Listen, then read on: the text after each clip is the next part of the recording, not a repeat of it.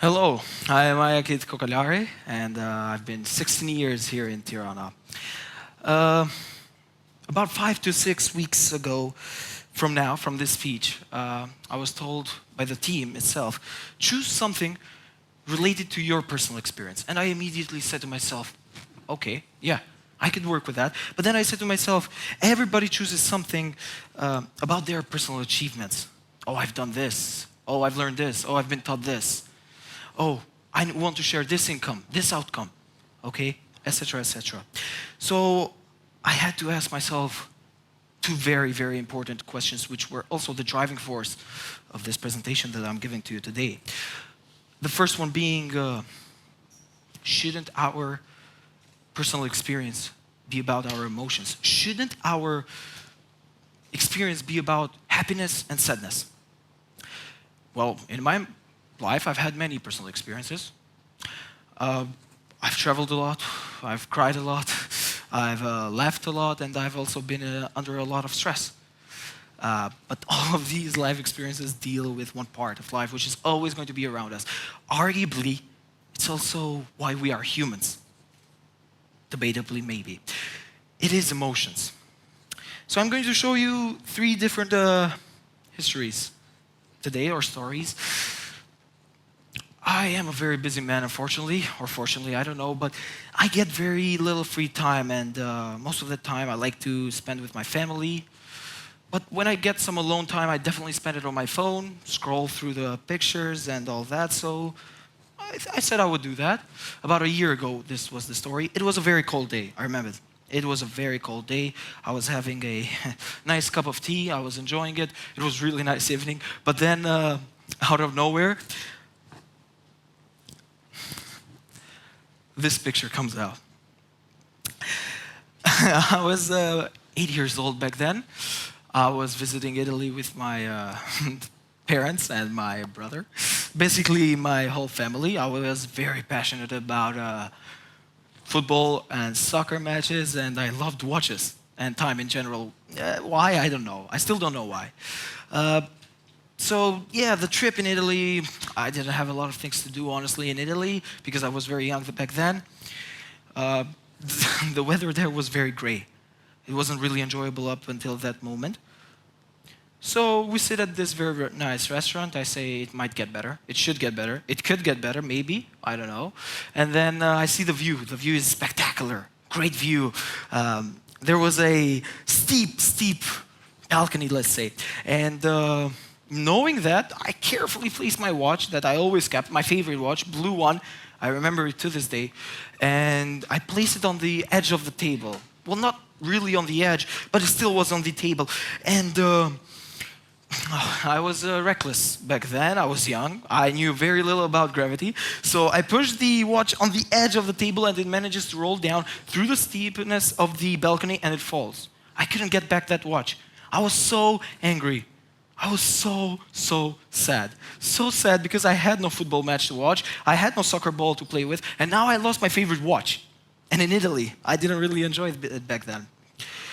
I was so angry and so incredibly sad, I must say, that I blamed it on a couple of pigeons which were flying by up in the sky where my watch was actually flying down. That's what made sense to me at that very moment. And you could see how steep it was. And I thought at one moment that I could get back the watch. I searched for it, and then I got a yellow one, which I hated it. This was one of the story. And then I kept on scrolling through my phone. I had a lot of free time that evening, actually. So I kept on scrolling, and I find another picture. This picture. It is a picture which shows a smile. A huge smile. However, it is not that way. It is exactly the opposite. A matter of fact, in this moment, I was very stressful. I was under a lot of pressure. Immense pressure. I'll show you the story about it. 10 years old. 10 years old, I was invited to Canada. I was actually invited for a wedding, but I enjoyed Canada. I really got excited by the traveling. So I was looking forward to the visit, but not to the wedding itself. The wedding itself wasn't something that I was looking forward to because My cousins were going to be there. I never knew them. I never met them. My relatives were going to be there. I never knew them. I never met them. For me, this was stressful. For me, it put me under a lot of pressure. In this moment, I'm wearing uncomfortable shoes, uncomfortable clothes, and basically, I was getting smothered with kisses, which I didn't really enjoy, and I was meeting these relatives, which I didn't really know them. They were treating me like I was one of them. They were meeting me like I was one of them, but I didn't really know what to do at that time. So even though I have a smile, it is the exact opposite. You can see that this picture simply, it doesn't provide the reflection it needs to.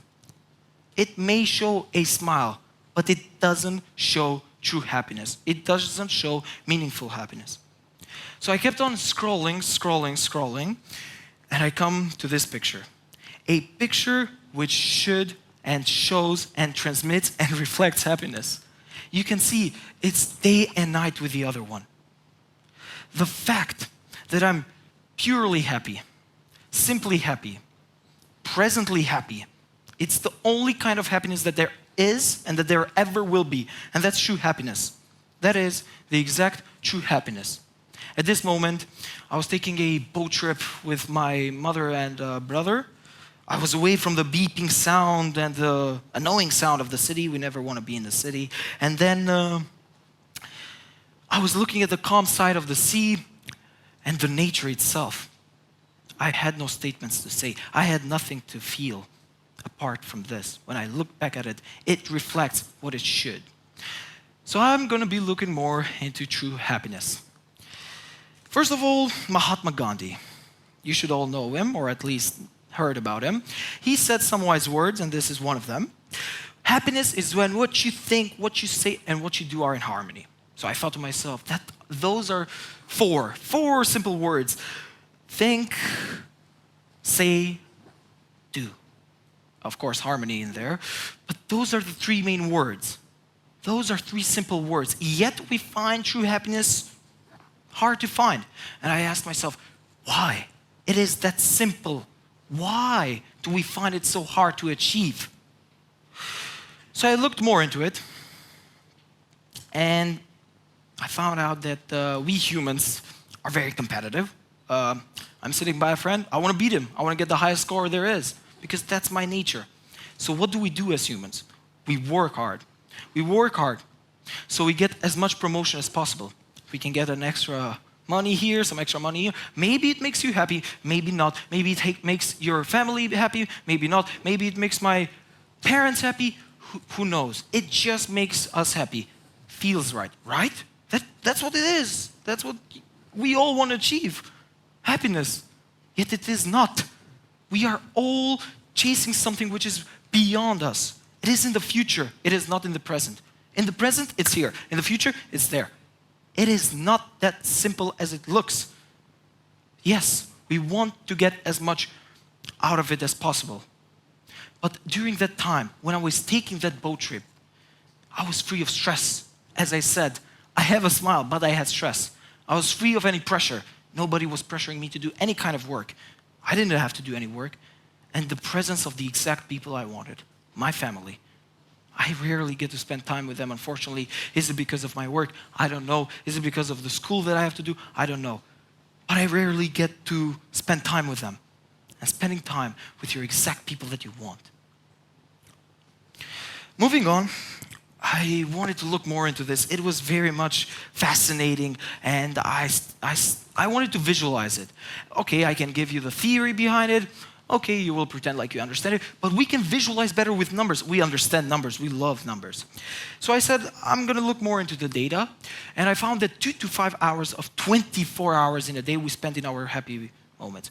Obviously, two big ones, happy. We are either happy, positive thoughts, but we may also be in our negative thoughts, right?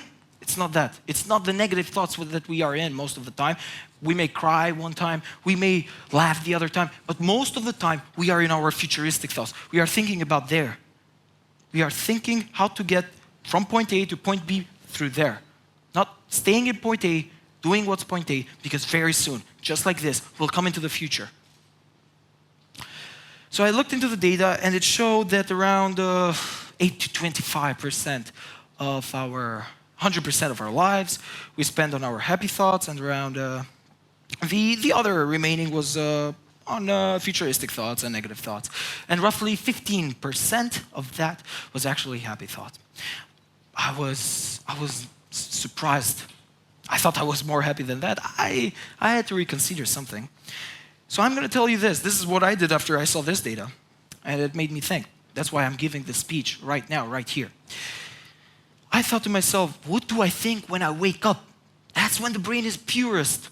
You are just waking up. So I said, if you think in the mornings, what am I going to do at work today? How will I feel at work today? Will I get that promotion that I so much want? How is the boss going to feel with me? What will I do after the work? I hope that I feel well after the work. Do you feel those things? And why? That's what I want you to think right now. Instead of that, we need to take a minute, take a break, and see the world around us. See with what we're dealing with.